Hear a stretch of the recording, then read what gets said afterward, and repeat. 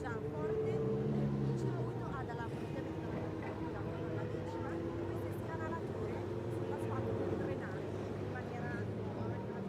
Io tra un po' corro da voi, un attimo invece rimaniamo insieme perché si sta allineando, dopo un po'. Ma siamo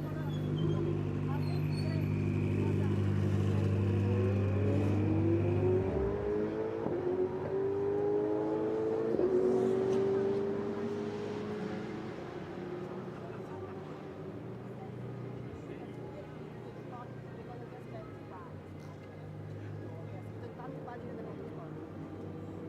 Guarda che non mai questa pista è una pista molto sportiva, molto difficile. La pista l'ho costruita tante volte e devo dire ho fatto una bella fatica con tutte le piste veramente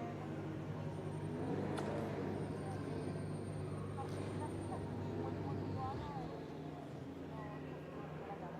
Senti parte vicino al campione del stato.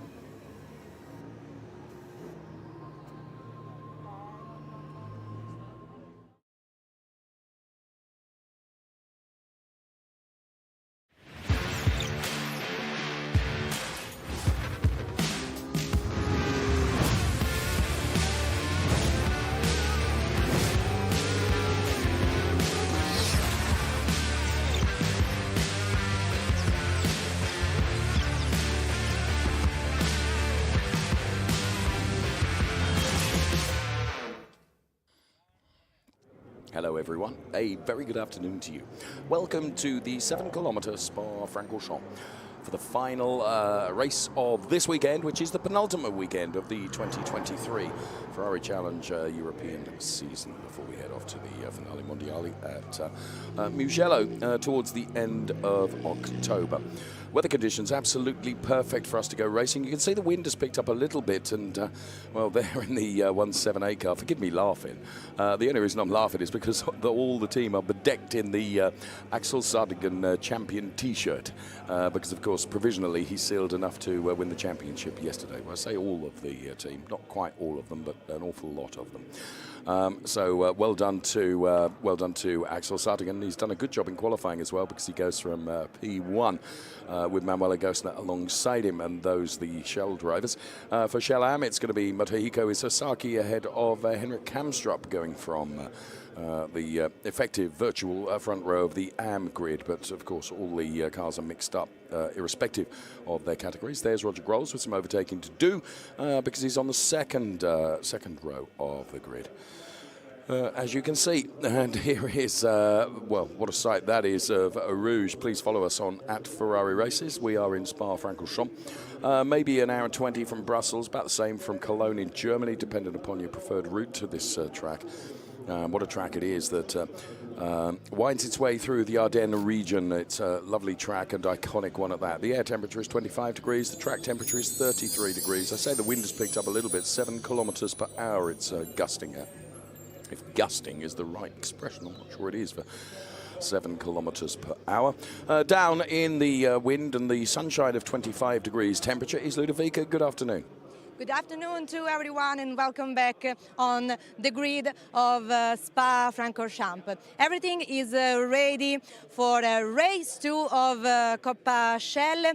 I want to dive ourselves into the atmosphere of this iconic track, and so I want to start from the pole position. There is Axel Sardigan, who were crowned yesterday champion of 2023 season here with his coach, but I want to know about your feelings today. This is your first race here as a champion, Axel.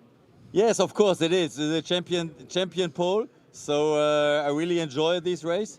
I really have fun. No pressure any longer. So I take it easy. We have sun. We had qualifying a little bit rain, a little bit wet. Now it's sunny. Sunny at Spa, iconic track. So in a Ferrari, what can it be a better Sunday than this, yeah? But Axel, you have realized you're a champion, you are a champion, or you are focused now on the track and this race?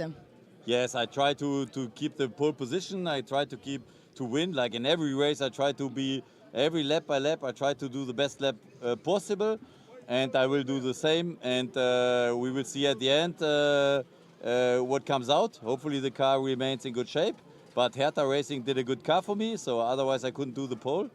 And I'm really happy to do this race. It feels good to be champion. Thank you. Have a good race. You Axel. too. Ciao, ciao.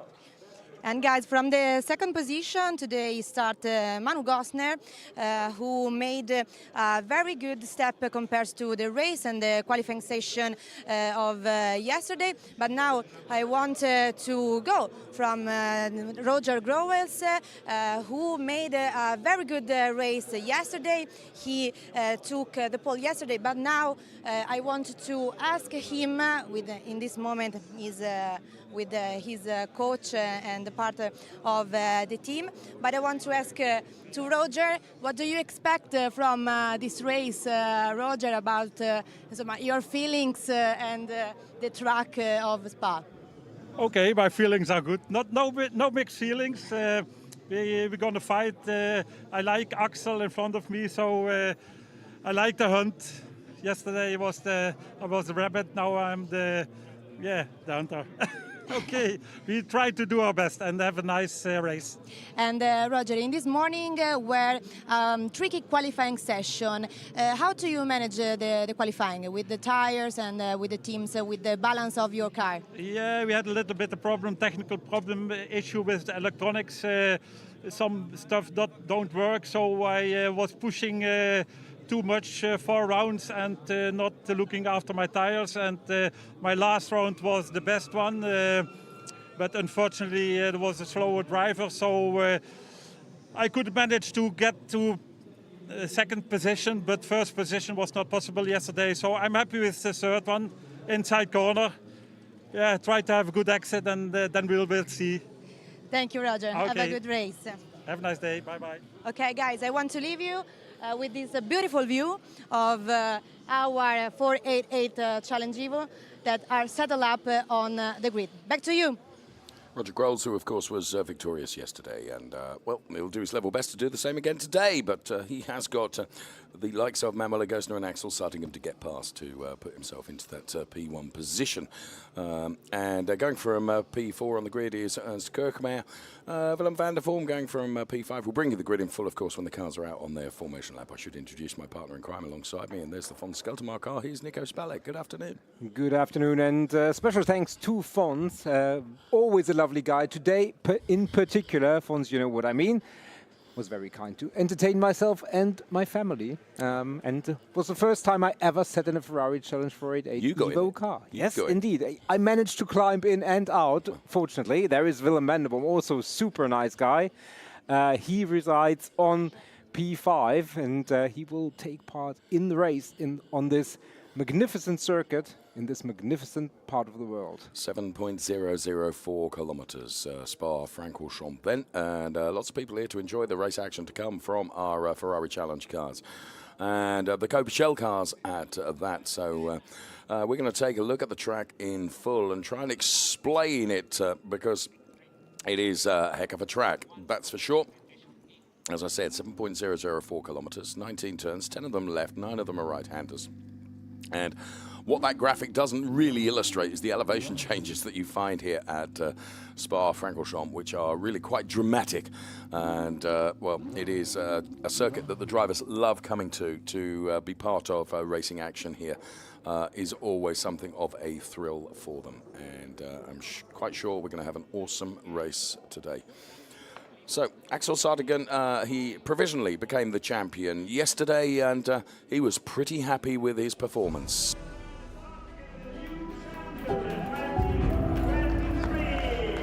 I'm really glad to be here and champion of this season, the 31st season of the Ferrari Challenge. It was a long way, a long journey.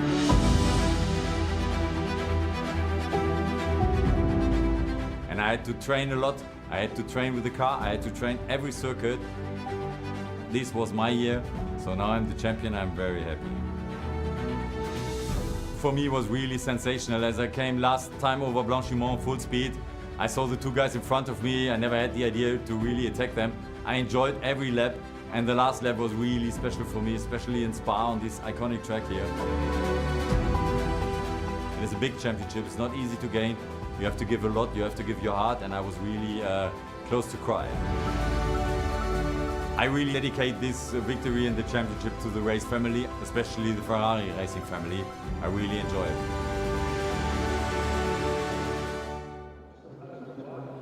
To say the photograph on those t-shirts of Axel Sardigan on a moped is hilarious. Well done, Axel Sardigan.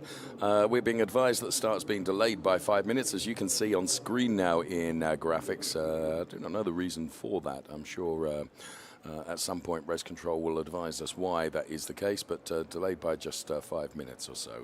And there it gives us further opportunity really to enjoy the look of these wonderful 488 Challenge Evo cars lined up on the grid. The mix of Shell drivers with the yellow strips across the top of the windscreen, and those with the black strips are Shell AM drivers. So what a weekend it has been here at Spa-Francorchamps. It has been something very, very special, and it ain't over yet.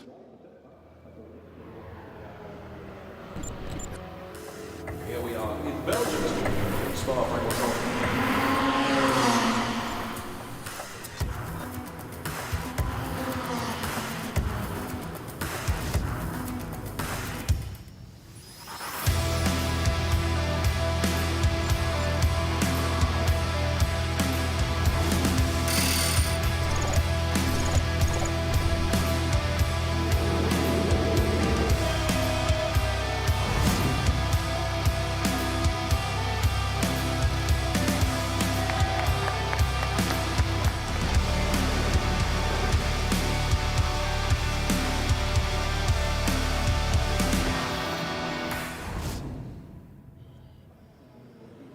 Some lovely images then, which we have collected across the course of this weekend. And the Trofeo Pirelli cars and the Copa Shell cars have been racing in not only the European cars, but also the UK Ferrari Challenge season for 2023 concluded here at Spa-Francorchamps. For our Trofeo Pirelli and Copa Shell cars in Europe, of course, we still have the Finale Mondiale to come in Mugello. Very much looking forward to that right at the end of October. Manu Gosner then full of focus then ahead of the start of this Ferrari Challenge Copa Shell race, which, as I mentioned, the start of which has been delayed by 5 minutes. Front row of the grid is Axel Sardigan and Manu Gosner, and then it's Roger Grols and Ernst Kirchmayr. And as I say, we'll be bringing you the grid in full when the cars are off on their formation lap behind the Richard Mille safety car. Some 27 cars on the grid, make that 26. One is missing, and I think that's the car of John Dillon. And well, that's interesting because it's probably celebrations, because John Dillon has just taken his first podium in the Ferrari Challenge UK race. So just to give you some colour as to the reasons why that maybe John Dillon is missing from our grid. You can also see the Tommy Lindroth car there, Nico, being pushed out of position now. This is potentially the reason why we've got a delay to the start. Now, is that to allow another car to move? I'm not sure.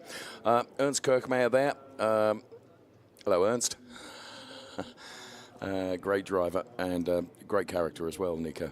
Yeah, absolutely. And there you can see on the right-hand side, there is still a little bit of confusion, I think, in relation to the sequence and the grid, and maybe someone who can clear up a little bit of the uncertainty is Ludovica down with Fons Gelterma. Yes, we are here with our shark of Ferrari Challenge Europe for discover more the feelings and the expectation for this race. Fons, what do you expect from race 2? Okay, sorry? What do you expect from this race? Yeah, I think a tough battle, I think, but let's hope. Yesterday was not so, yeah, it was a clean race, I think, for me. It was a little bit wet, and like the shark likes to be a little bit in the wet. Today it's dry, a lot of opportunities here because Spa is a great track. So I expect that I will get a little bit more in front, and the ultimum will be the podium. That's why I'm here. I want to have the podium, okay? And Fons, did you have found with your team the best balance and the best engineer with the car today? Yeah, this morning we tried something and it went all well, so we didn't change anything. So I think the setup is great. The driver is great, car is okay, so I do this also for my team. My team manager said, Fons, we need the points, so let's get a clean race. Okay. Okay, so they tell me We'll now listen. in 1 minute I have to go, okay? So, but I will do this one for the team. Thank you so much. Okay, you're welcome. Have a good You're race. welcome. Okay. Back to you. Thanks so much. So, Fons Skeltermayer, as always, being very, very positive going forward. Giuseppe Romelli, the Rosso Corsa Pelin racing driver, being advised to start up the engine. We're going to be rolling in 60 seconds' time. That's what race control are telling us. So, just wonder whether there was a car out of position or two, and that's why the reason for the delay in the start. Maybe so. Someone had taken up perhaps the wrong grid box. I am conjecting. It is conjecture on my part. I'll get the word out in a moment. And everyone is leaving the grid now, so we are just moments away from the start of the second Copa Shell Racer Ferrari Challenge.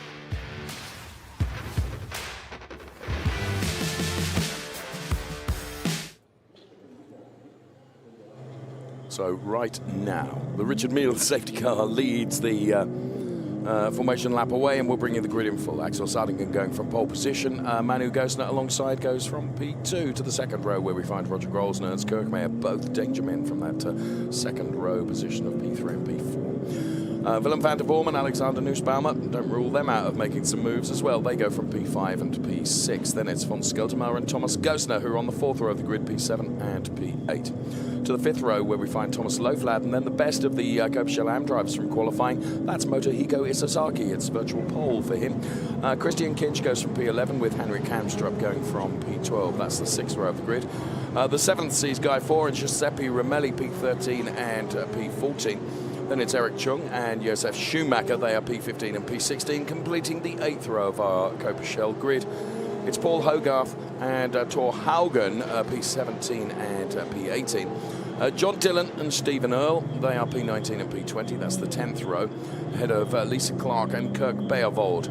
Kirk Beervold out of position, P21, P22. Those drivers with Matthias Moser and Tommy Lindroth.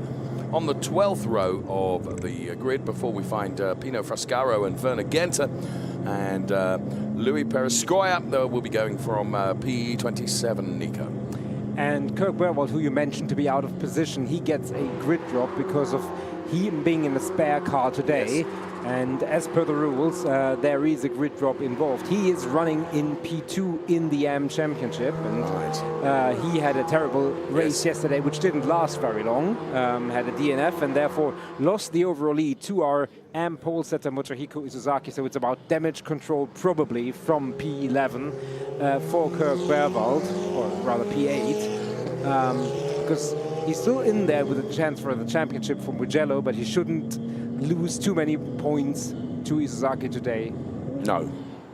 I'll be very interested to see, Nico, whether we see Paul Hogarth actually on the grid. The reason I ask, and I know it's showing on the timing screen, is Paul Hogarth has literally just raced in the Ferrari Challenge UK Series here at Spa-Francorchamps, where provisionally he has taken the championship, and he'll have had to move like greased lightning, I would have suggested, to get himself into the car, but I'm not saying he hasn't. It'll be interesting to see.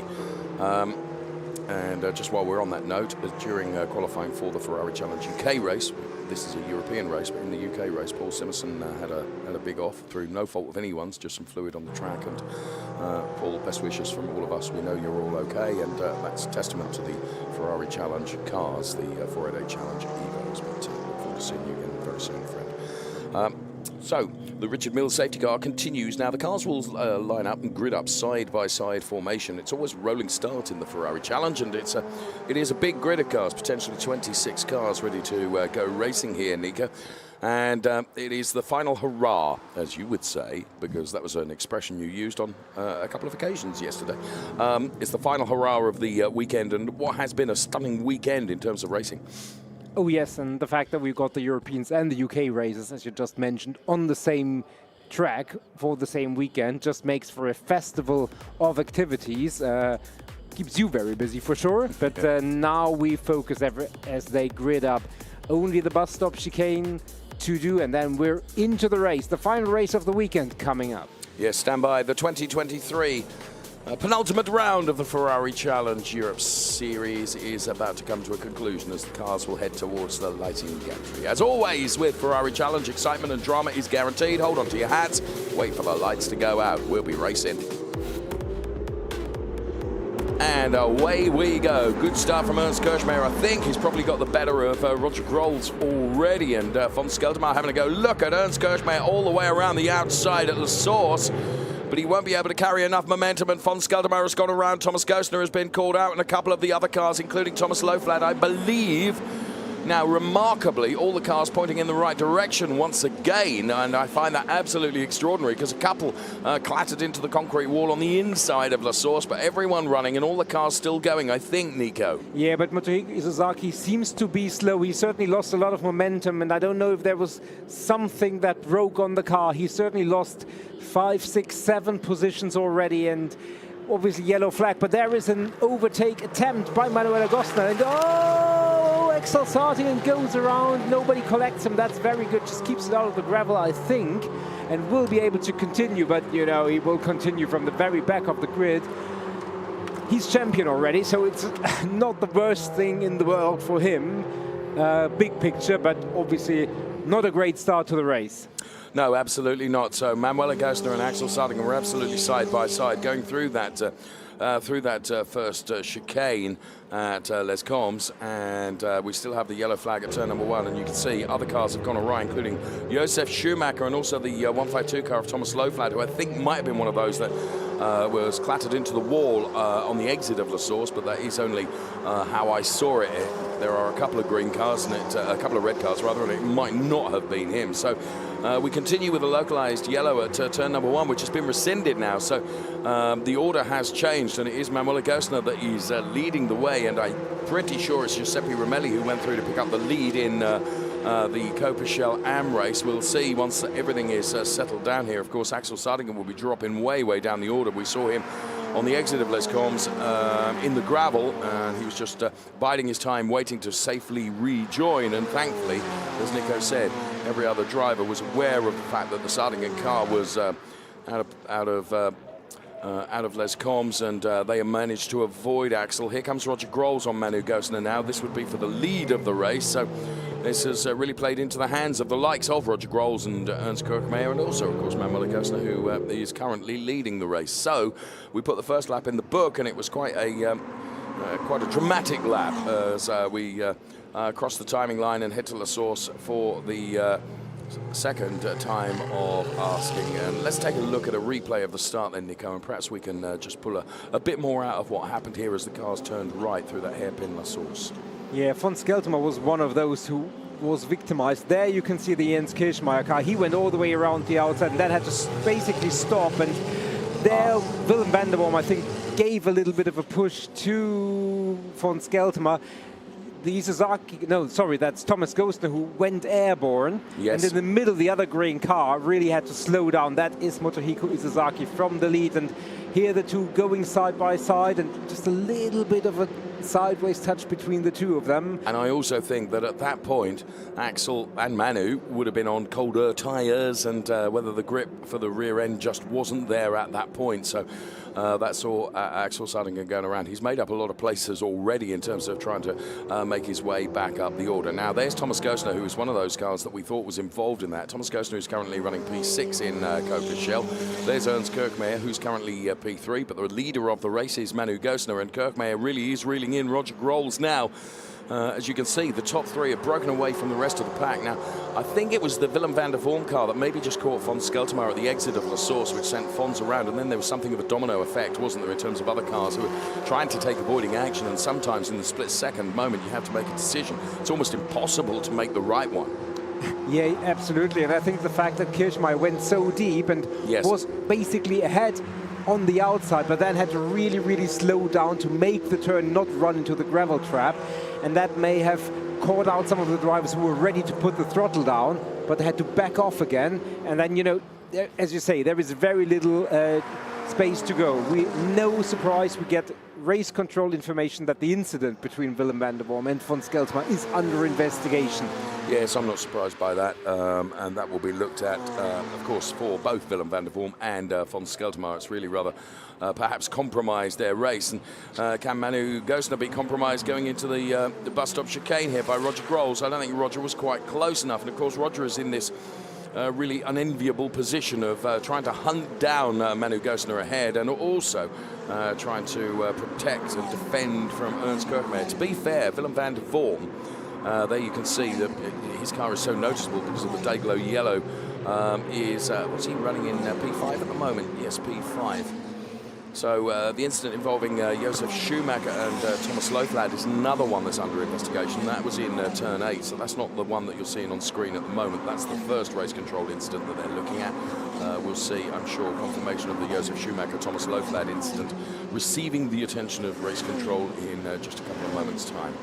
So Manu Goesner trying to stretch her legs. She's put about a second on Roger Grols, and I can advise you that the blue and yellow Dayglow car of Willem van der Worm is going to pick up a penalty, I'm being advised by race control. So the fastest lap goes the way of Manu Goesner. She sets the fastest lap, and as I say, race control, we have information on our screen which suggests that a drive-through penalty will be given to car number 182, Willem van der Worm, who race control therefore have adjudged that he was at fault, and there's confirmation of that on your screen. Car 182, that is the car of Willem van der Worm, who certainly wouldn't have done anything maliciously. It's just an unfortunate situation that he tagged the bottom of von Skeltema, and with those cars on cold tyres, inevitably that car was going to go around. Yeah, absolutely. There is Motohiko Isozaki, who is running in P3 in the AMS. Remember, he was on pole in class, so he went back a little bit. Going forward, on the other hand, is Kirk Berwald, who's running P4 in class, so he's only giving up one position. There is the Eric Chung car, a Shell driver, between them. There you can see the Eric Chung car in the background, the red one, and behind that red car, there is the there is the Kirk Berwald car, which is chasing Motohiko Isozaki, and those are the two protagonists. But there you can see Motohiko Isozaki is trying to attack Henrik Kemstrup ahead of him. Car 152, Thomas Loeffler, is being given a drive-through penalty for causing a collision as well. You may have seen and may recall that he seemed to be involved with an incident with Josef Schumacher. So from a Drivers' Championship points point of view, Nico, because I know you will have studied the figures and the points, with Motohiko Isozaki, who's currently running P3, Kirk Berwald running P4, what does that do with regards to the championship aspirations for each of those drivers? Based on my calculation, it was 10 points before the race, yes, or before the day, which went to 11 points after qualifying, if I'm not misled, which should now be 13 points. So that would still be all to play for. Wow. And I think if Kirk Berwald can, after the crash and the qualifying gap, can keep it at that dimension, he would be rather satisfied. I understand that we have some interview partner for Ludovica in the pit lane. Yes, I'm here with Nicolò Schirò, Giuseppe Ramelli's coach, for discover more about his race. Yeah, Beppe had a great start, and now he's trying to manage the position. We have a little gap between the second in our class, so we have a couple of Shell cars behind us, which is quite difficult to keep behind us as a safe gap, let's say. So he's doing his best. He's doing great all weekend long, so we hope to keep the position until the end. Thank you. Thank you. Nico? So thanks very much to Nicolò Schirò then for that information. So Manuel Goesner, Roger Grols, Ernst Kirchmayr, P1, 2, 3 for Cope Shell. For Cope Shell AM, it is Giuseppe Ramelli, as we've just heard, Henrik Kamstrup and Motohiko Isozaki, and of course well aware of the fact that for Giuseppe Ramelli, he's actually got 4 Shell cars behind him, protecting him, if you like, from Henrik Kamstrup and Motohiko Isozaki. How long he can keep them there remains to be seen. Now, von Skeltema is coming under some pressure now. Von Skeltema, bear in mind, is running now P9 as a consequence of being tagged by Willem van der Worm, who is getting a drive-through penalty for that, and it's Thor Haugen that is doing the chasing in P10 currently. So that's the way it looks at the moment, and for the moment, von Skeltermayer is able to show a clean pair of heels to Thor Haugen. So we are about a third of the race completed. It's a bit of a train behind the Thor Haugen car, and that is that Henrik Kamstrup, Motohiko Isozaki, and Eric Chung and Kirk Beerwold. And Kirk Beerwold, of course, would love to be and have the opportunity to get on terms with Motohiko Isozaki, and as Nico has suggested, given everything that's happened to Kirk Beerwold this weekend, for him to go away from the championship with the positions and points that he has, he'll actually feel he's made the best of a bad job, I would suggest. Yeah, certainly. I mean, you can always and only operate in the window of opportunity, and that didn't look very good, especially through qualifying this morning. Kirk Beerwold was to the very end for the vast majority of that session, and to be in the position he is in right now is certainly not a bad job. There is the 172 car, that is our leader in the AMS. That is Giuseppe Romelli, Beppe, as Nicola Schiro called him, and you can see he is being chased by Guy Faux or Guy Favet, as Willem van der Worm, who was behind them, just ducked into the pit lane for his drive-through penalty. So, as Nicola rightly said, there is no difference in terms of points keeping Guy behind him, but obviously there is a cushion factor, and yes, even though the gap right now is big, one safety car and that gap will come down, and you want to have those shell cars between yourself and your competitors. For my money here, Kirk Beerwold is beginning to reel in Eric Chung. And if Kirk Beerwold is successful at doing that, that would mean that, as he dives to the inside now, going into Les Combes, can he scrub off the speed, rotate the car? Yes, he can. So now, game on, because Kirk Beerwold is going to be right on terms with Motohiko Isozaki, as Motohiko Isozaki goes by Henrik Kamstrup. It was almost like he was gifted that. Henrik just ran a bit wide, and when the door was left open for him, he went for it. So, in terms of gap, all as we were, as Isozaki is now in P2, with Kirk Beerwold in P4 in class. Yes. So it means Kirk Beerwold has to now try and get on terms with Henrik Kamstrup, and then try to get on terms with Motohiko Isozaki. Great racing, because this is not only for a podium in this race, this is a championship battle that's developing. And you could see there, just very, very briefly, how Motohiko Isozaki, once he'd got past Henrik Kamstrup, you could just see that at the back of the picture, had really broken away. So Isozaki's well aware of the fact that Kirk Beerwold is coming calling, I think. This is von Skeltermayer that we're watching right now, being chased down by Thor Haugen. I mentioned that just a couple of moments ago. But the big battle is behind these two. And that is because the chasing is on from Kirk Beerwold, trying to find the ability to get on terms with Henrik Kamstrup, get around Henrik Kamstrup. There it is. Look how Motohiko Isozaki has opened up such a gap, Nico.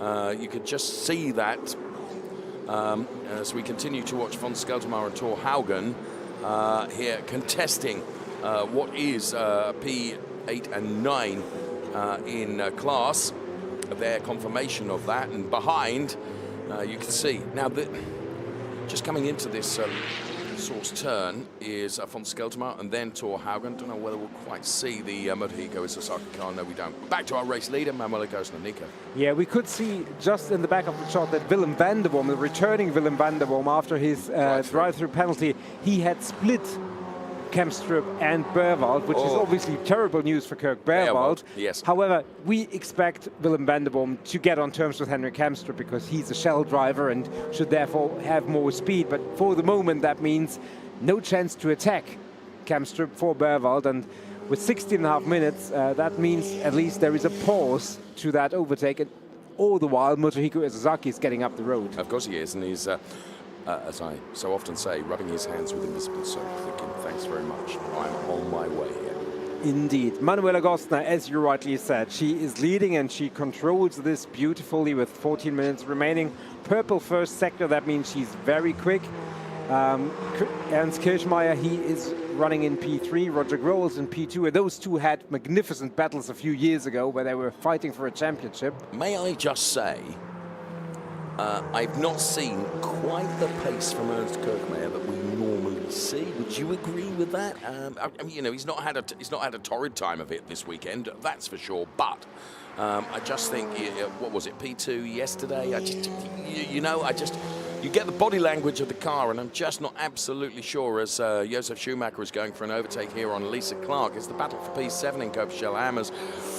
Josef taking a look at the inside there of Lisa Clark's number 130 car. I just question whether I'm seeing quite the body language from the Ernst Kirchmeier car that I've seen in the past. That's what I'm trying to say. Yeah, no, and I think that's a fair point. Now, Ernst Kirchmeier obviously not a season-long entry, as Willem van der Boom has gotten past Henrik Kamstrup, incidentally, at this moment. So he may not be quite as familiar and may not be quite one with the car as he has been in previous years, where he just had more seat time.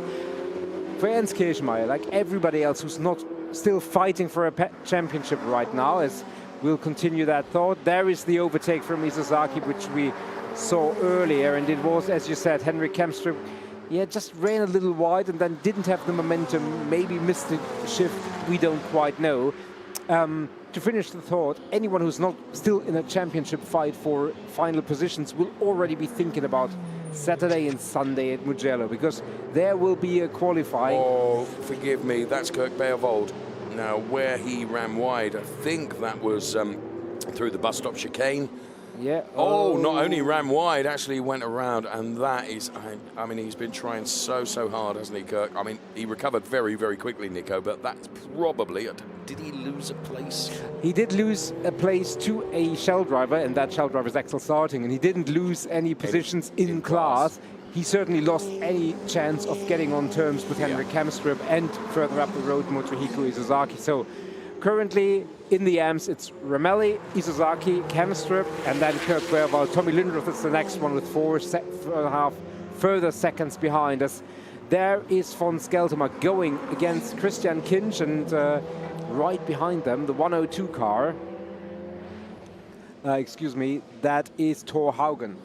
I have to say, and we often see this with von Skeltemer, Nico, when he has been wronged, Fons seems to really go up a percent, and you know, whether it's just you know, positive energy in terms of blast. You know, I've really got to get going now. We see some of the best racing we ever see from Fons Skeltemer when he's been perhaps wronged at the start of the race, or there's been an incident where he's lost a few places. My goodness me, he gets the hurry up, and that's precisely what he is doing right now. So Fons Skeltemer, who is currently running in class, and my eyesight is failing like everything else.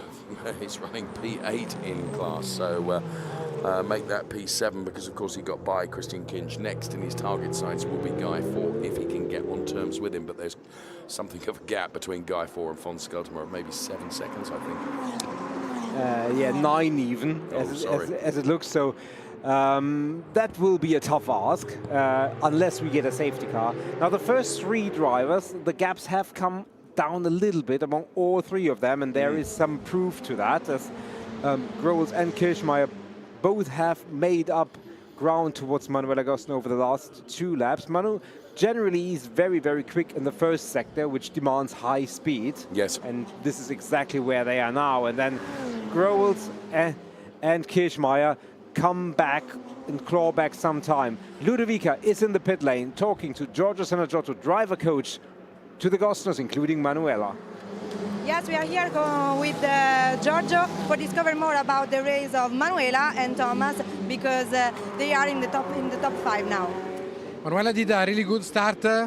Now we are struggling a little bit with the tires, in my opinion, with the front tires. But I'm quite optimistic till the end of the race, and for Thomas did a good start. Finger crossed, but it's not easy to stay here. Thank you for your time. Grazie, thank you. Ciao. Thank you, Giorgio Sanaggiotto, fine racing driver himself, and of course coach to Manu Agostino, who at the moment has just under 6/10 of margin. Now here, running wide there was the car of Alexander Nussbaumer, and that allowed Thomas Goosen to go through. Let's see it again from a different angle. Well, to be fair, Thomas really muscled his way through there. To be fair to Alexander Nussbaumer, he gave him racing room, but Thomas Goosen going through and picking up a place that gives him now P4. So time penalty for, unbelievably, Axel Sartingen. he gets a track limits time penalty of 5 seconds. So as he is trying to claw his way back up the order, then Axel Sardigan getting a time penalty. Where is he, given that he's running P12 in class?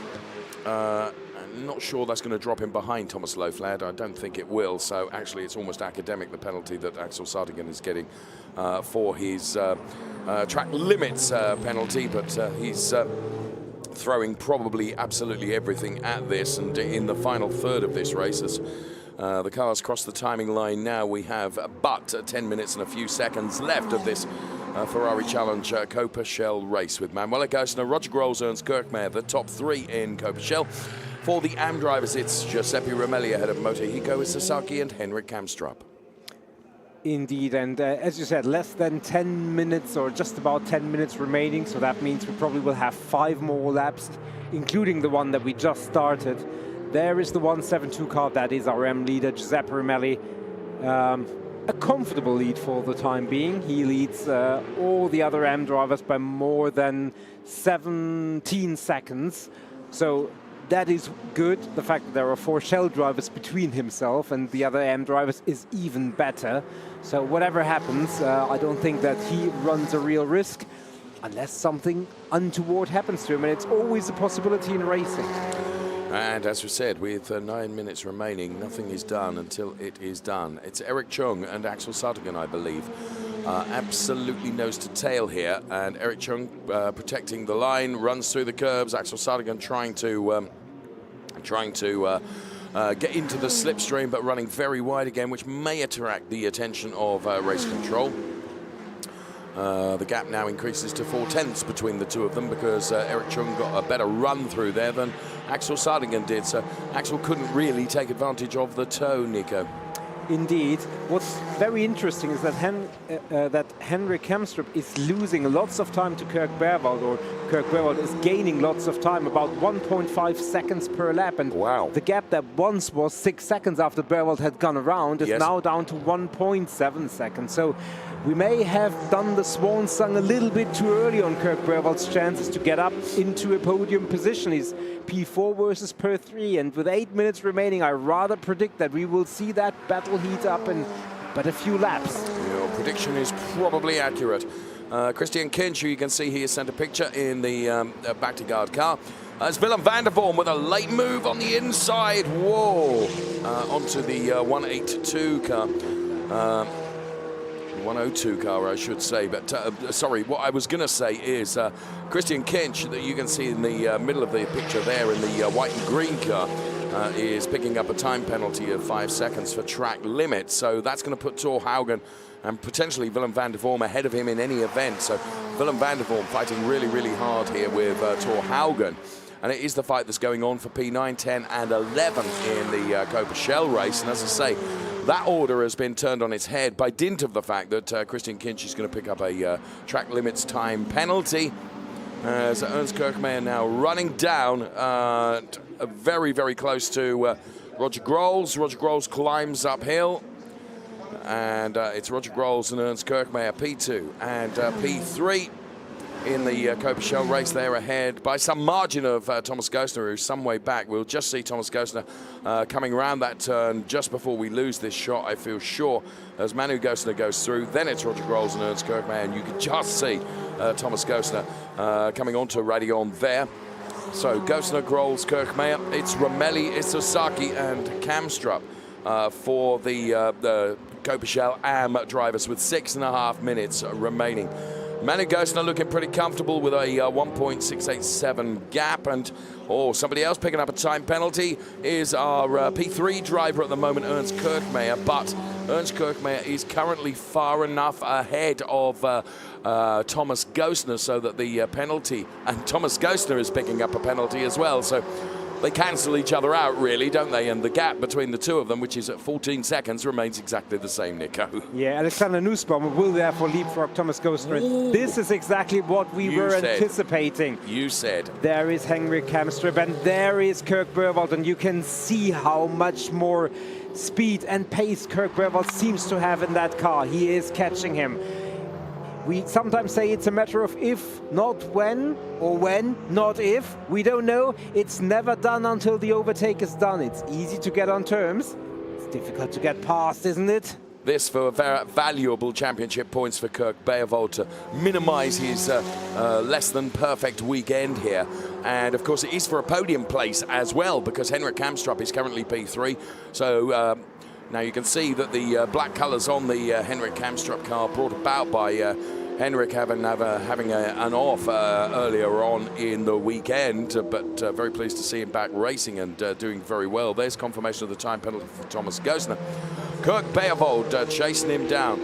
5 minutes. He looks to the outside, not finding a way through there. Now, I think there's no doubt about it that probably Kirk Beervold is quicker than Henrik Kamstrup, but as Nico quite rightly said, it's all very well being quicker than the driver in front of you. You've still got to find a way by, and for the moment, Kirk Beervold has not been able to pressure Henrik Kamstrup into perhaps making an error, just losing concentration for a moment, finding a window of opportunity within which he could go by.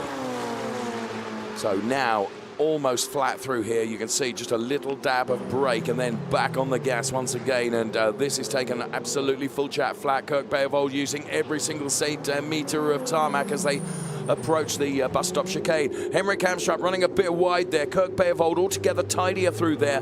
Hopefully he will get even better momentum coming off of there, and he will have a good chance in La Source potentially. The Live Drivers' Championship means that Motohiko Isozaki, if it stayed this way, would be on 102 points, 89 for this man in the 1-2-4 car.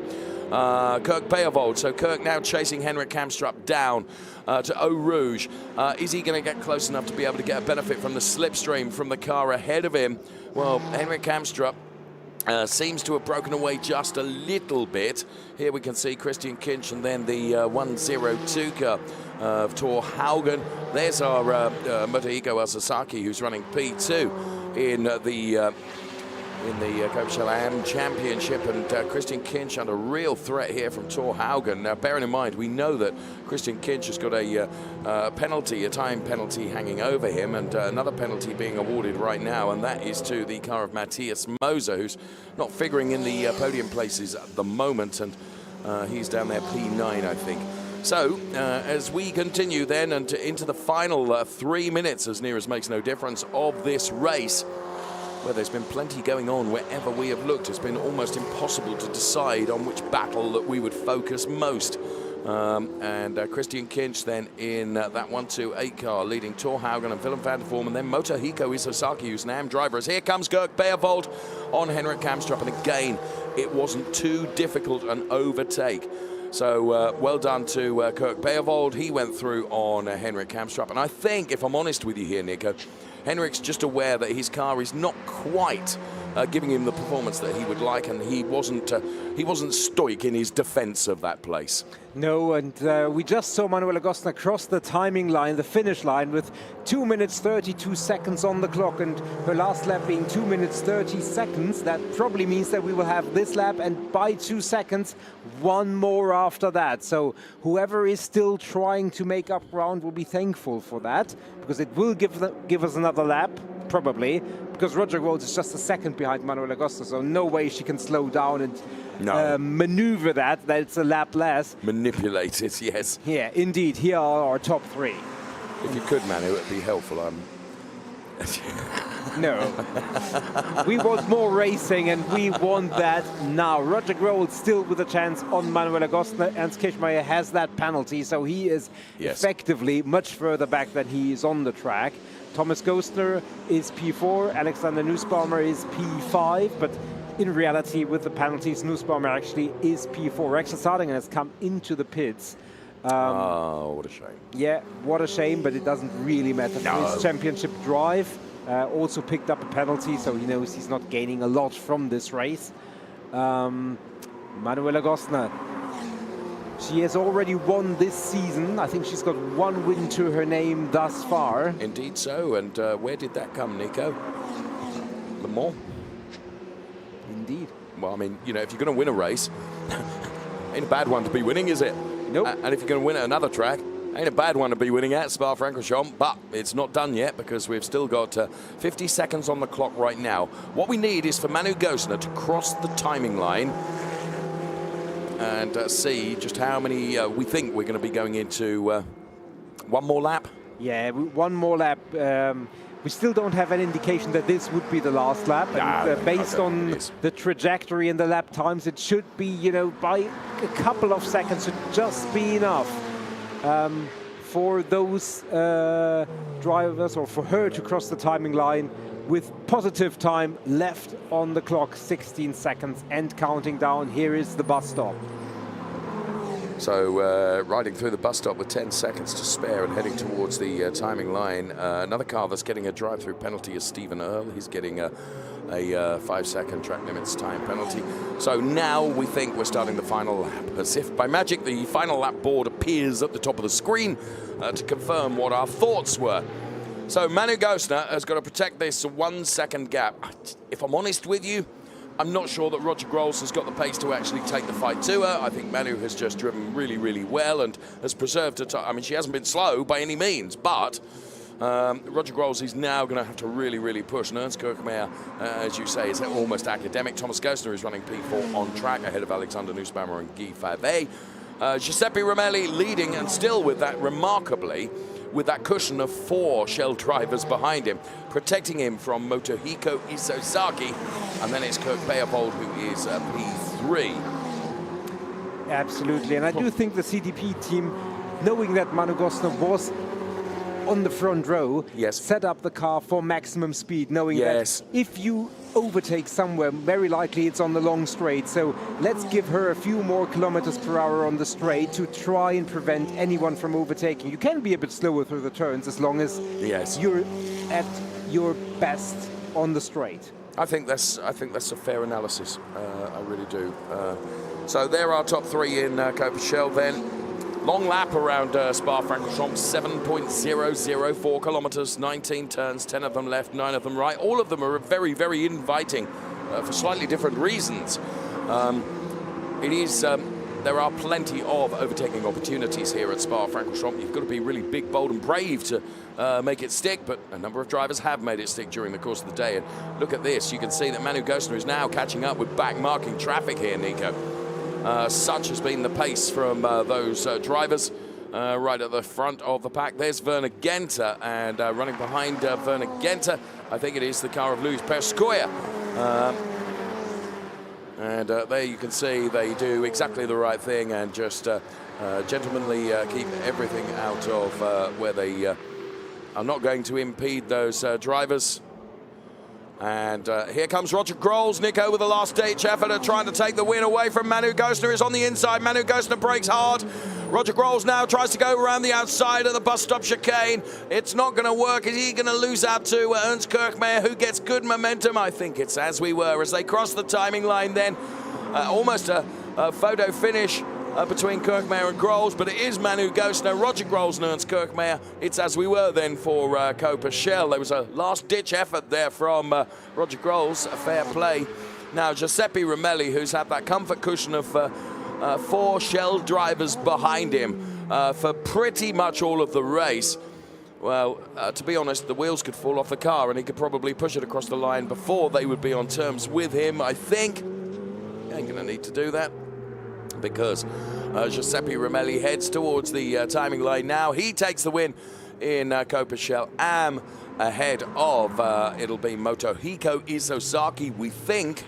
And there you can see inside the Pellin restaurant, look at Stefano Pellin, who's taking a really relaxed attitude there.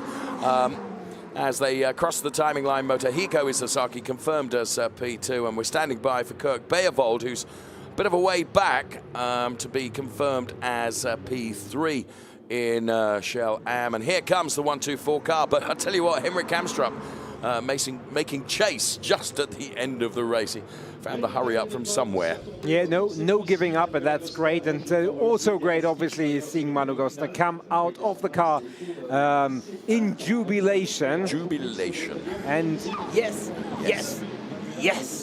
done it. Second win of the season. Manu Gosner Le Mans, Spa, Mugello on Sunday wouldn't be a bad one if you ask her, probably. Nope, But absolutely right. there's going to be a few competitors who will have other thoughts. But well done. Roger Groves also follows up on P1 yesterday with P2 today. So not been a bad weekend's effort for him, has it? No, absolutely not. Very good showing. Can I give a shout out to Fons Skeltema, who actually finished and rounded out P7. That ain't a bad showing either, because Fons was, he was in strife right at the beginning of the race. Yeah, absolutely. After being spun around like a record baby, coming up and marching back up the field. But winner in the Amps, Giuseppe Romelli. Congratulations, Giotto and Darius. Ernst Kirchmeier ready to also congratulate him.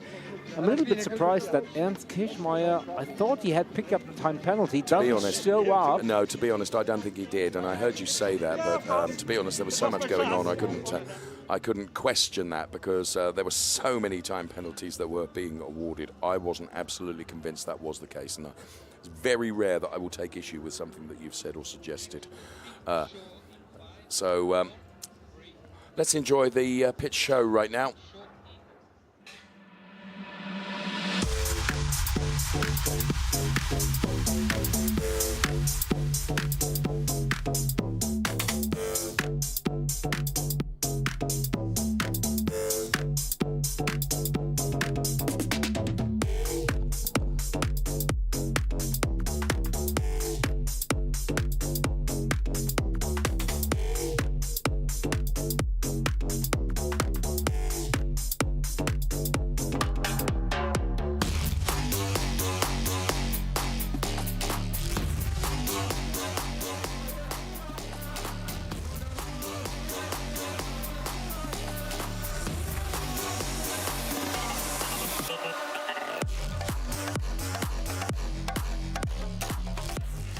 Manu, what a race. Congratulations. Maybe the best race this season for you. Very competitive until the end with Roger Growells, but you made a very good job with your team. Yes, I'm super happy. This was really a tough race. It doesn't seem, because I had quite a good gap all the time, but to keep this gap, I was sweating so much and it was really hard. Growells and the guy behind are super fast drivers, so I have to be super fast all the time. And now I'm super happy. Big thank you to my team who did a really amazing job. And sorry, but I'm really... It's the bread of a champion. Yes. Thank you very much. Thank you too. Thank you. So Manu Gössner then, who's worked really, really hard for that win, as she says, coming towards the end. Roger Grolls was having a go there. Here's confirmation of the classification. Manu Gössner ahead of Roger Grolls and Ernst Kirchmeier. They're the top three for Copeschel. For Copeschel AM, it is Giuseppe Romelli, Motohiko Isosaki and Kirk Beavold, who are the top three. And the rest of the order that you can see there as well. So fantastic job from our Copeschel drivers. Giuseppe Romelli will be interviewing Giuseppe Romelli in just a couple of moments' time, I feel sure. So here comes Giuseppe Romelli, then winner of Copeschel AM. Giuseppe, complimenti, un weekend davvero incredibile per te, doppio podio, un lavoro pazzesco. Prima durante la gara ho parlato anche con Nicolò, avete studiato tutto al meglio. Una strategia che ha funzionato bene, è una pista che mi piace molto, quindi mi sono divertito, è stato veramente un bel weekend. Ho spinto, è andata bene. Grazie mille. Grazie a voi. Okay, Giuseppe said who is pushed so hard today. He studied a very tough strategy with his coach and with his team. He is very happy for this double podium on a track he likes so much. Well done, Giuseppe. And here are the highlights of the race to music. Enjoy all the action from the last 30 minutes of Ferrari Challenge Copeschel Racing.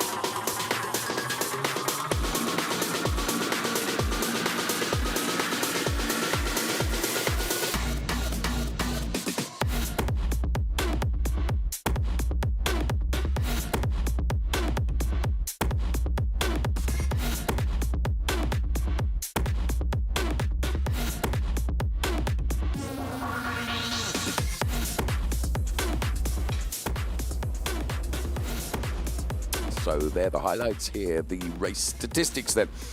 Interestingly, the top speeds came from Guy Favet for Cope Shell with 268.7 kilometers per hour. And I'm surprised by this. Henrik Kamstrup through the speed trap at 265.4 kilometers per hour. Let's take a look at the total overtakes, if you will. In Cope Shell, 55. In Cope Shell Am, 48.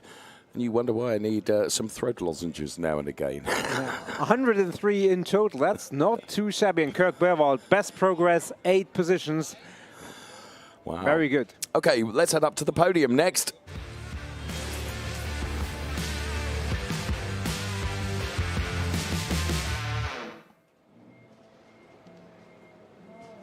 So, whilst the podium preparations are being made, there we can hear the dulcet tones of Michele Mambelli, then, who will be bringing the drivers out onto the podium. Of course, we'll see the Shell podium and also the Shell Am podium.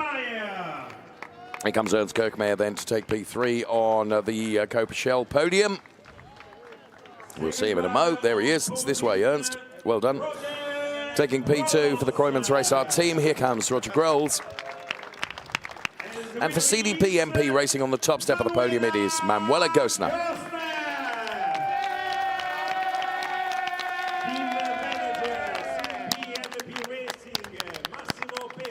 And team boss Massimo Pepe is here, as well as representative of the Team MP Racing. And, okay, national anthem to play out for Manu Gosner.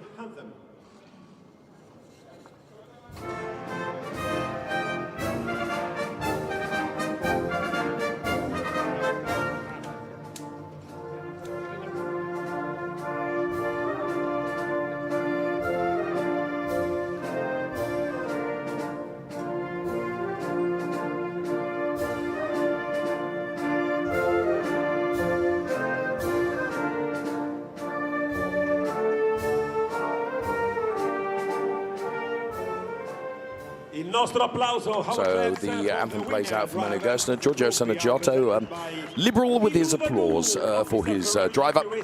And Lilu Voodoo then making the trophy presentations. Lilu then for the presentations, of course, Ferrari official GT driver making the trophy presentation. First of all to Ernst Kirchmayr, then to Roger Grols. And here comes the race winners trophy, which is going to go the way of Manu Gosner.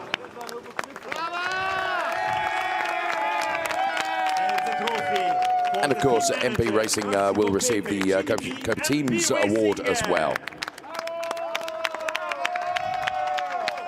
Right now, they'll all get together on the top step of the podium for the photographs to be taken. Please, all together. Oh, steady on, Ernst. All together on the first step of the podium. Well done. Lift your trophy and the smile for photo and pictures for this amazing podium in Spa-Francorchamps. And the top three then in super slow-mo for Goen Baron Motorsport. It's Ernst Kirchmayr who takes P3.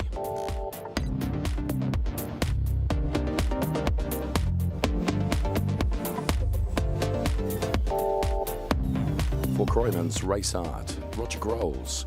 In car number 117, it's P2. He's had a good weekend. Taking the win for CDP MP Racing, Manuela Gosner on the top step of the Cope Shell podium.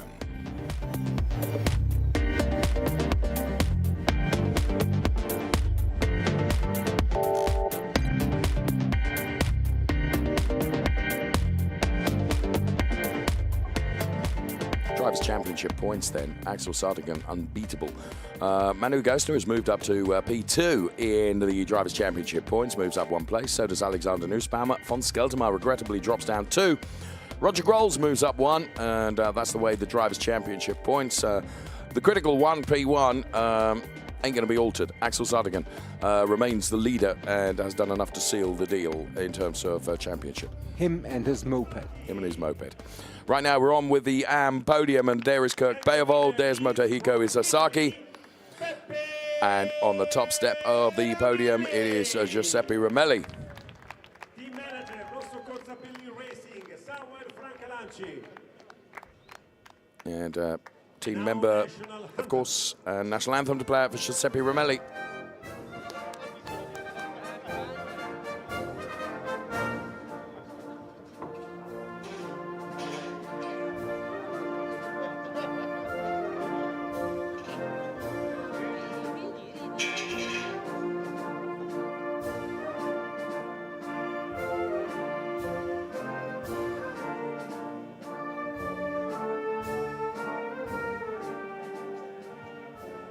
So the anthem plays out then. I'm expecting Lulu to do the trophy presentations for our Copa Am drivers as well. I'm not wrong, you know. Kirk Beervold then receives his P3 trophy. He's made the best of his last weekend before heading to Finale Mondiali. And Motohiko Sasaki, who's had another good weekend. It's a P1 and a P2 for him, and P1 for Giuseppe Ramelli. Copa Team trophy will go to Rosso Corsa Pelin Racing.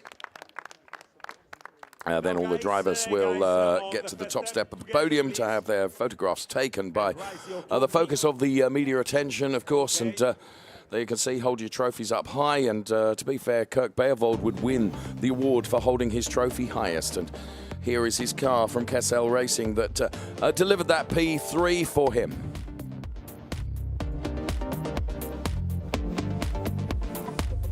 For Corners Motors Shiba, it's Motohiko Isosaki who takes P2. And then top step of the podium belonged to the Rosso Corsa Pelin racing driver Giuseppe Ramelli, and here is the 172 car.